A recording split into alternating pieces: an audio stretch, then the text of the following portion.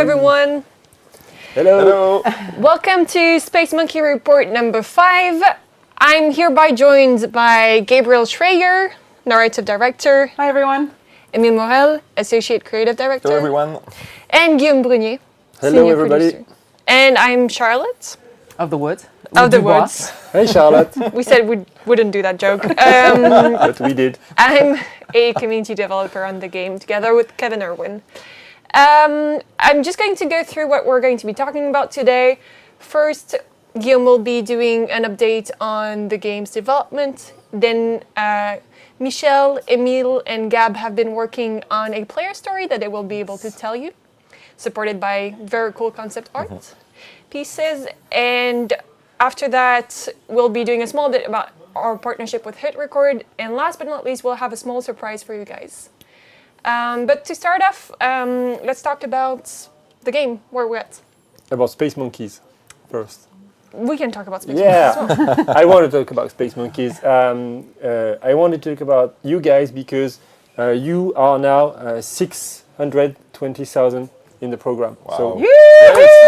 So it's a big crowd, and we're very proud to have you all behind the game and the development of the game. And by the way, welcome to everybody who joined since the last stream that we did back in December. So welcome to you guys. Hope you will enjoy this stream. So no E3 this year. As many of you know, BGNE2 is not going to be present in Los Angeles next week. The reason for this is we are hard at work with the team, focusing on core development milestones.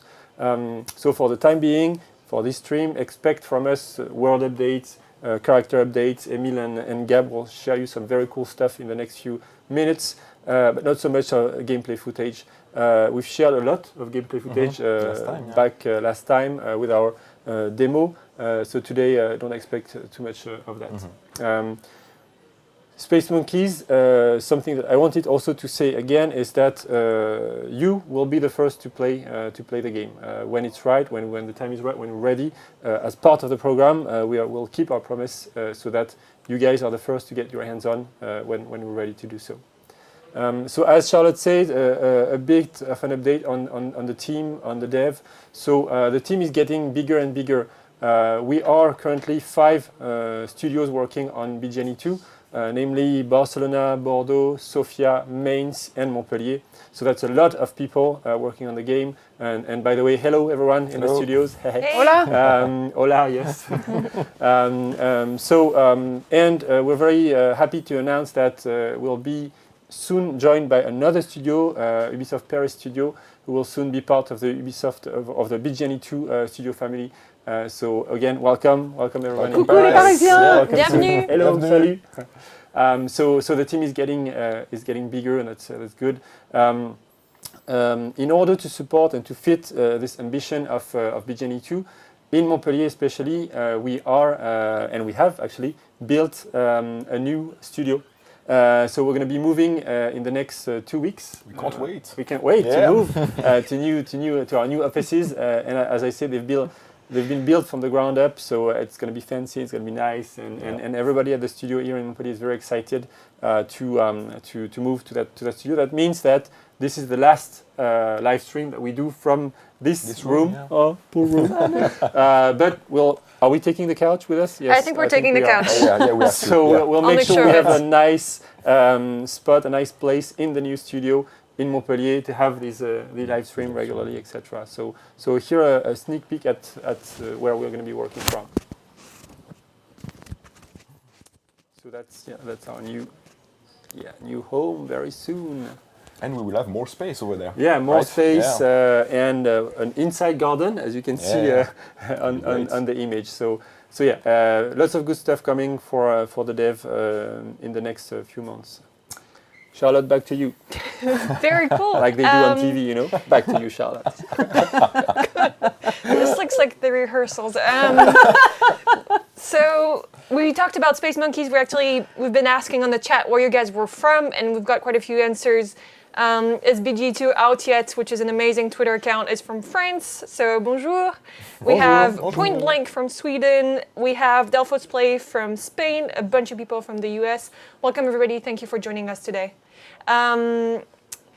So over the past few months, we've been releasing blogs on our websites to talk about some of the concepts that make our world. And we've been asking you what you thought and how you projected yourself in that universe. So some of your feedback regarding Naraka specifically has been that you wanted to free up the slaves. I think all of you guys feel for those clones and hybrids that are stuck into the mines. So we got Chronox2, who told us that he would free up the slaves and he would get them to help him collect resources. We got Normally, who said he would be stealing the cargo at first and then free up the slaves when he can. And then we also got some pretty strong reactions on Divalites. Kira2 said that screw the Divalite, it's caused more trouble than good. And I think that's a fair statement. Yeah, Right? it sounds like a freedom fighter. Yeah. What's amazing from all those reactions, those posts, is how much people get, this world we're currently building, how much they understand it, and their ideas, actually, what they come up with is pretty close to the things we are imagining ourselves It fits. put in the game. Yeah, exactly, it fits completely. and- So it's always impressive to read those posts. Something else that we talked about was also Ganesha City and what you would imagine yourself doing when exploring that city. We had very cool feedback from Yuna, who said that she wanted to start in Ganesha City because she would love to see all the people and cultures mixing together. Krylos also wanted to start in Ganesha City for some very different reason. His opinion is that he would be hitting the nearest brewery for that sweet hybrid ale. Yeah, so we're waiting for that, the secret ingredients to the hybrid ale. the recipe. Please share. Maybe it's a recipe that Paige has got going. I mean, Yeah. him and alcohol good have cook. a kind of story together. He's got bottles, right? Plenty, and we Well, know yeah. the secret ingredient. Love. Yeah. No. Nice, Gabriel. Nice impression. You do voice acting. It's in my And- next life. Someone else, though, Harmon Express, mentioned that they would like to start in Naraka because it was more of a high-risk, high-reward kind of place, and that would make him a legend if done right. Becoming a pirate legend is actually what it's all about. And actually, Emile and Gab are going to be talking a little bit over that, our world, and how you go from being a clone to something very different. Yes. Great introduction. Yeah, thank you. Absolutely. So we're going to have a look at some of the unbelievable Yeah. concept art that our concept artists have put together specifically for the live stream. And we start at the very beginning, and all of the entire population of System 3 starts in a room like this, in this very sterile, cold room, which happens to be the laboratories where Chimera Corporation, the corporation who are the masters of life, they do gene engineering, and they're the ones that populate the entire world. So every one of us is a clone in this world, and we Exactly. start looking like that. Every living creature is actually coming out from one of those Chimera Corporation laboratory, very white, scary, sterile environment. So this is basically where life is happening in System 3 because you have no natural birth in this universe, only clones engineered, created in those laboratories. On the next image, you will see that after this creation of this skeleton, actually, this skeleton being printed, assembled in this factory, you now have the skin, the flesh, the organs put on this clone, this hybrid monkey clone. We talked about this with Michel. It was super important for us to have an hybrid monkey, actually, an hybrid character on this image. We could have put a human clones because we will also have human clones in this universe. But it was important for us to have an hybrid here to show you that hybrids are not an alien species or whatever. They are really created characters in laboratories, creatures that are being engineered, basically. Scientists have been crossing human DNA with animal DNA to create those artificial creatures. Exactly, and the umbilical-like tubes that you see feeding the flesh and building up from the molecular level in this sequence reminds us that in this world there are three very important resources that are going to be at the core of the gameplay in the game.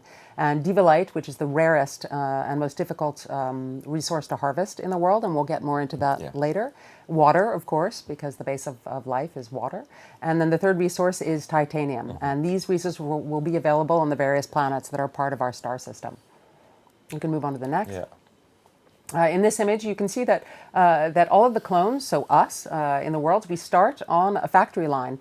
And you can recognize, for those of you who know Nox and love Nox, that this is the exact same DNA that made Nox. So all of the different hybrid monkeys in our world come from this same DNA. Exactly. And we'll all look the same until we make something of ourselves and we really change. In the meantime, we're being created just like products to do a very specific role, which is one of the main themes of Beyond Good and Evil 2, the notion of predetermination versus free will. The predetermination is this oppressive corporate society that's telling you that you've got one thing to do in the world and you're made for nothing else. And then, of course, the pirates are completely opposed to that.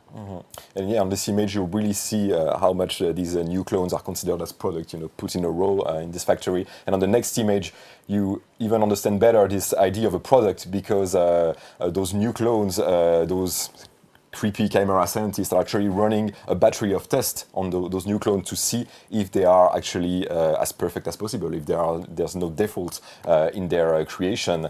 And only if they pass those different tests, they can go on to live their life as a clone. If not, they will be considered as defect, and they will be basically thrown away. And we don't really know what happened to them, but some, of course, may die because Chimera doesn't care, basically, about default, clone with default. Exactly. And the other characters on this image, the technicians from Chimera Corp, are also clones, and these are playable characters as well.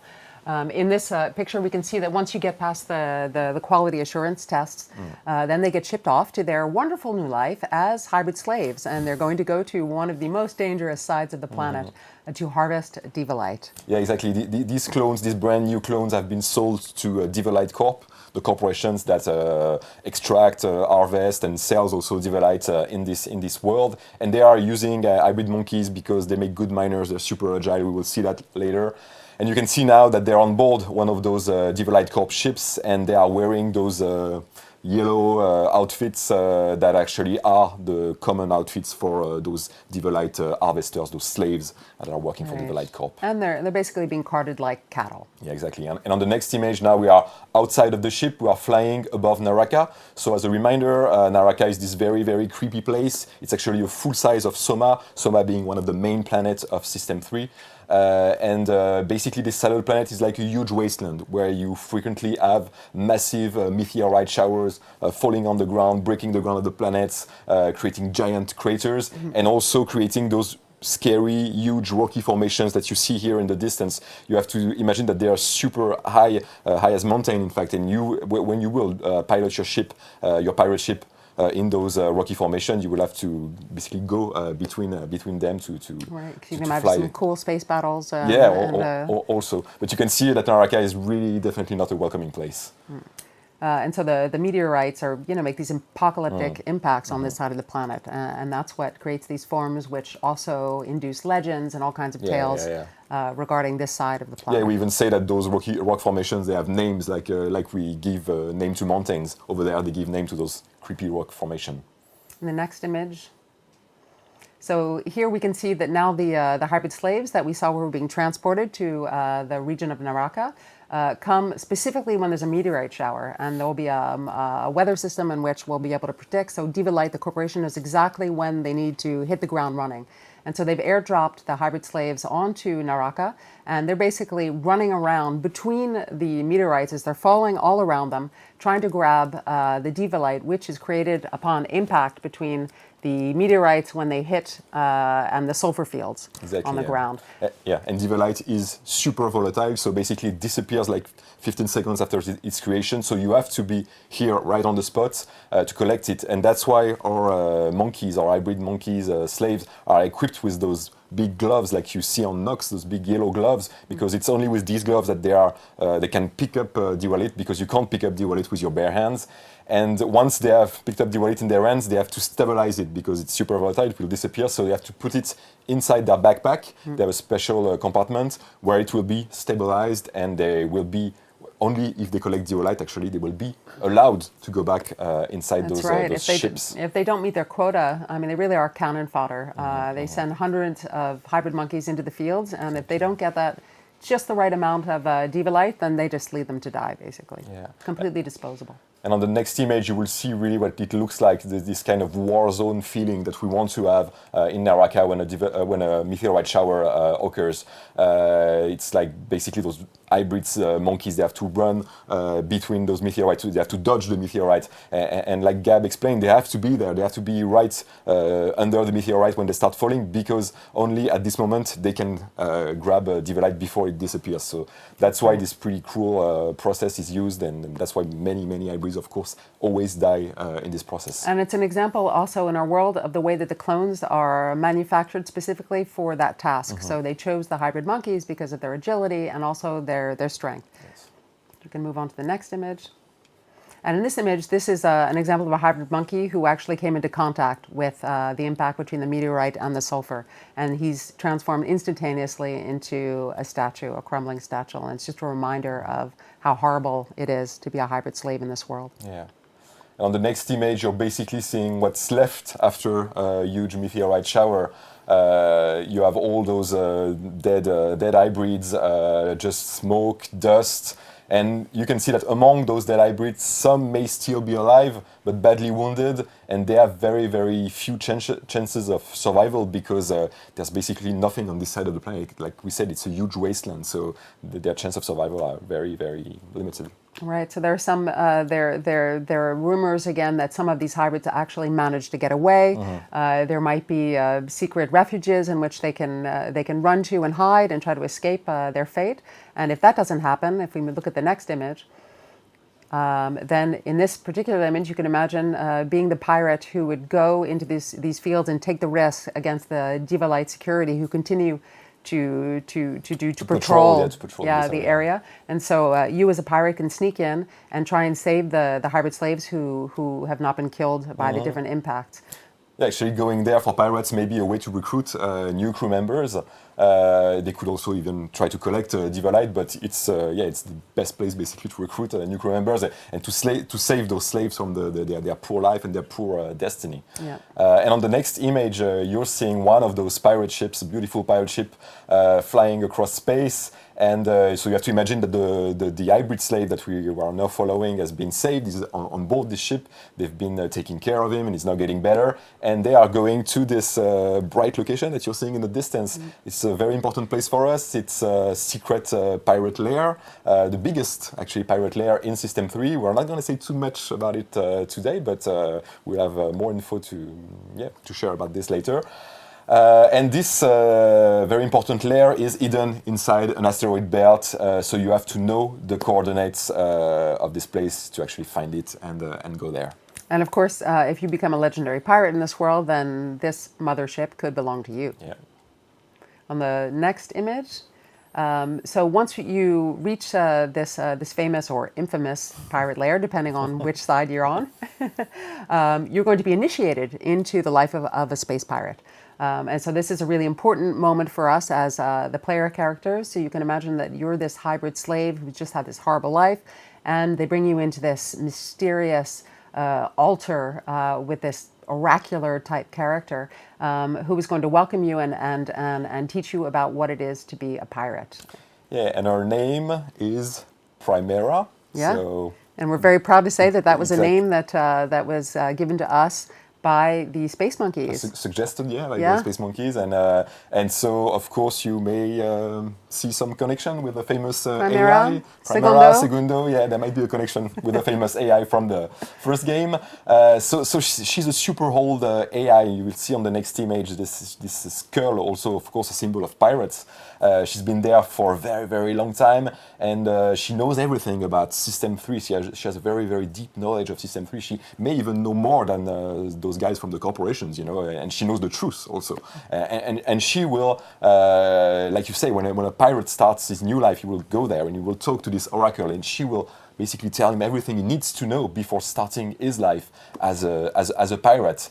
She will tell you about Moksha's Gate, very, very important for pirates. She will tell you about also the legendary crew, who's the Kini was the captain. Nox, Callum, Uma, all, and of course Paige. All those very, very famous characters. So basically she will brief you and tell you stories about this world, and you can talk to her freely and know more about this universe. Yeah, and as an oracle, she has lost some of the knowledge of this world, and so part of our experience as a space pirate is to go about gathering knowledge, which will take the form of M discs in the world, and that's also a reference to Beyond Good and Evil 1, in this very analog M disc that are scattered all over System 3. Pirates, as they go through the world looting and looking for treasure and bounty hunting and asking as mercenaries and all the different play styles that they want to embrace in this world, one of the things that they can do is gather knowledge, and they can increase the knowledge for themselves, but also for the whole community by feeding Primera in this altar. Yeah.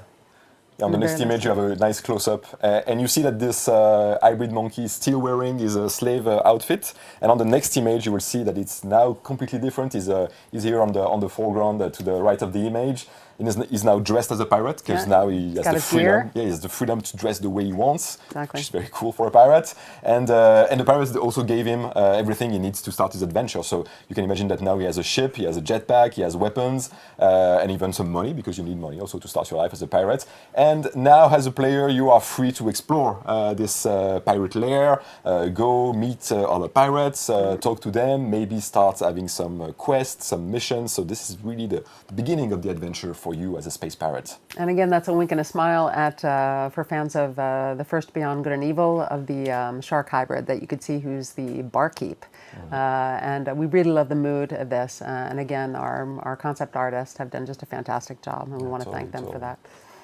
And we'll take a look at the last image. So once you become a pirate, and as Charlotte said right up front, the idea is then you as a space pirate will go from being a nobody, slave, hybrid, clone technician anywhere in this world to potentially one of the greatest legendary space pirates in the universe of Beyond Good and Evil 2. And if you want to, potentially you could now go save a hybrid slave, like what we've seen at the beginning of this little world update. Thank you, guys. I think this really helps projecting into how you're going to be playing part of your adventure and where you're coming from as a space pirate. We're seeing tons of questions on the chat. We're not going to be able to answer them today. We're, however, collecting them. If you want to ask questions, use hashtag AskBGE, and we'll be making sure to collect them and answer them in the upcoming weeks. Even though we won't be able to answer everything because we don't have all the answers yet. Now, something else that we wanted to talk about that I mentioned during the agenda earlier was the partnership with HitRecord. So if you've been following us for a while, you should be very aware that we've been working with HitRecord to try and basically the initial idea for us was we were seeing tons of fan art of Beyond Good and Evil 1, Beyond Good and Evil 2, and we were thinking, okay, all these people have great talent, how do we get them to be with us as part of this adventure that Beyond Good and Evil 2 is? And HitRecord provided a great frame for that. We've been very humbled by all the results that we got. In total, we selected a total of 50 art pieces, 18 songs, and 20 stingers. It's been fantastic what you guys have done. We actually showcased some of them into the gameplay demo 6 months ago. We're going to go through some of them and check out what you guys have been doing, and then we have something to announce. That's it. So in this video, you will see many great pieces of art that we put actually already inside the Ganesha City. So the first one is actually a very, very nice billboard, kind of a touristic ad to tease you to go visit Ganesha City. Next one is this. It's a gorgeous fresco. Yeah, this one is absolutely gorgeous. And again, everyone just completely got the meaning and what they're trying to express. Yeah. This is an example of hybrid primitive art, and they're drawing the Moksha Gate. Yeah, it's very important also for them, the Moksha Gate in their mythology. And this is the huge geoglyphs that we want to add. We want to have several of them on the side, on Soma actually. And when you're flying above Soma, inside your spaceship, they will tease you to actually get closer to the ground and maybe find, I don't know, the secret entrance to a temple or maybe a secret chest or something like this. So. And visual art is only part of what you guys have been collaborating on. We also had some great music and want to showcase some more of that. If you've not seen all of it, you can go to hitrecord.org/bggame and check out more, but we made a selection that you can check out right now with music on.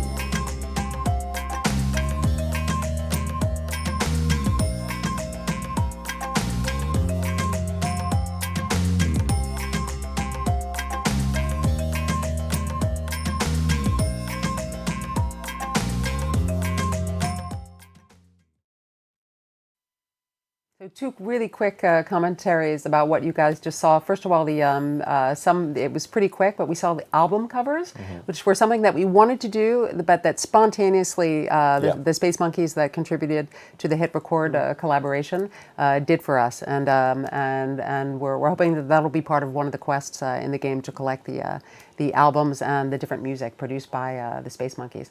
And we also wanted to say specifically that that every day, whether we're developing the game or testing the demo, we are listening to your tunes and your tracks, and they're just spot on. We absolutely are thrilled by all those collaborations. Yes. Yeah, and I want to add that we are really proud of that collaboration. It's something that's very new to us. It's a step that we made with you guys.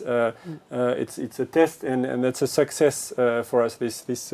This initial partnership with our friends at Hit Record. So it's a success, and what we want to say today is that we're really proud that we officially announced that there will be an extension to this partnership.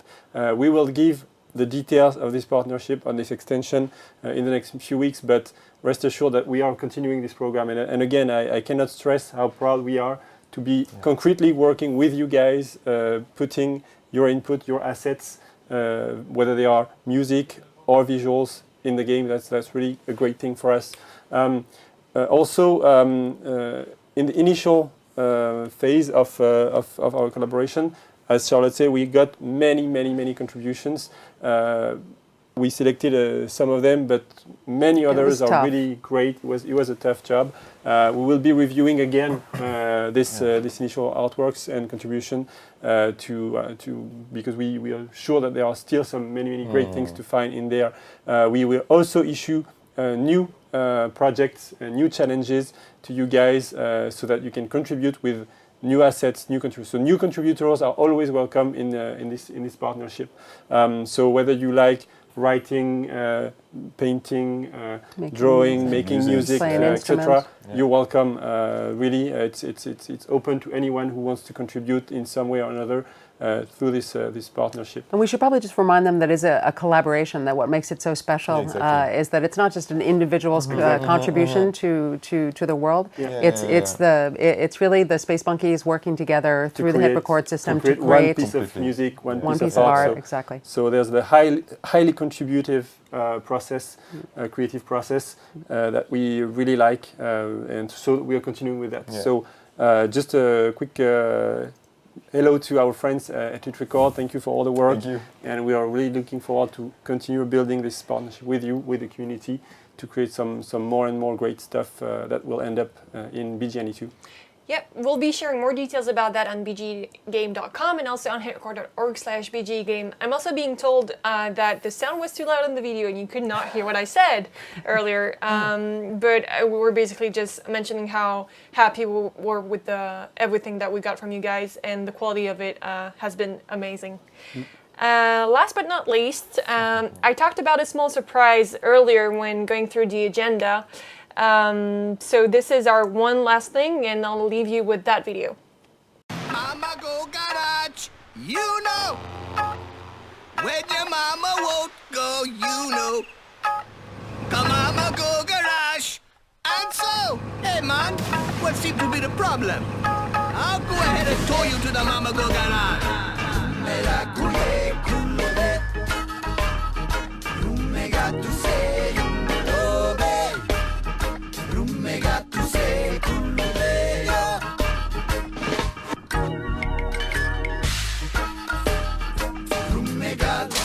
Esau, got a Speedcraft motor here together.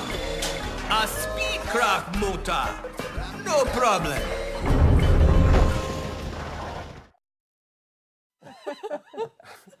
Hey! So well, that was a huge, that was an amazing trip down memory lane for all of us who absolutely fell in love with this game. And in fact, many of us who actually joined Ubisoft because we loved that game so much. And those were some of the most fun characters from the original Beyond Good and Evil.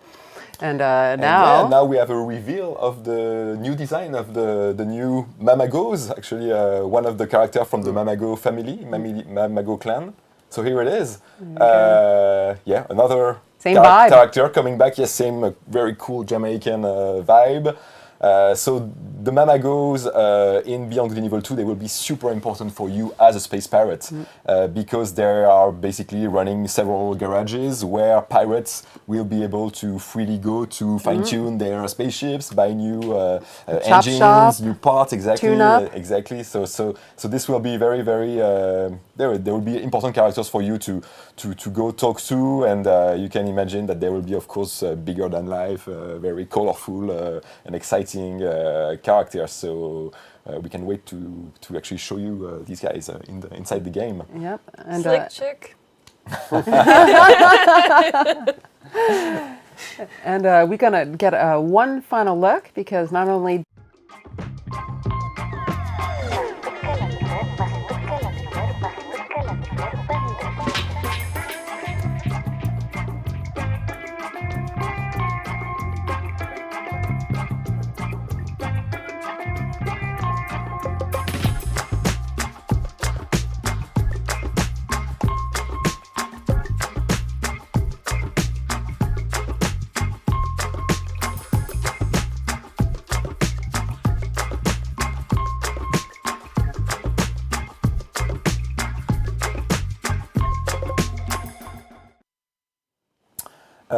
You've just seen this great 3D modeling that is going to be the base to create all our Mamago characters.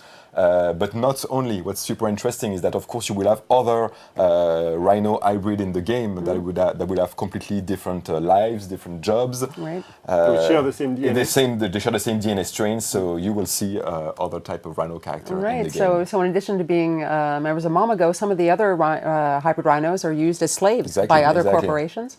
And they are completely playable characters. So if you want to play one of those badass rhinos, you can. Be a space pirate rhino. That's great.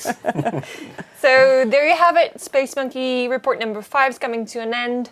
I just want to say thank you, everybody, for helping us setting the live stream. We actually have a full team out there. Alex, Xavier, Mary, Kevin, Loic, and also all of the floor over there, the dev team concept here artists in Montpellier, around Europe. And all over the world. Thank you guys for making us look good. Thank you.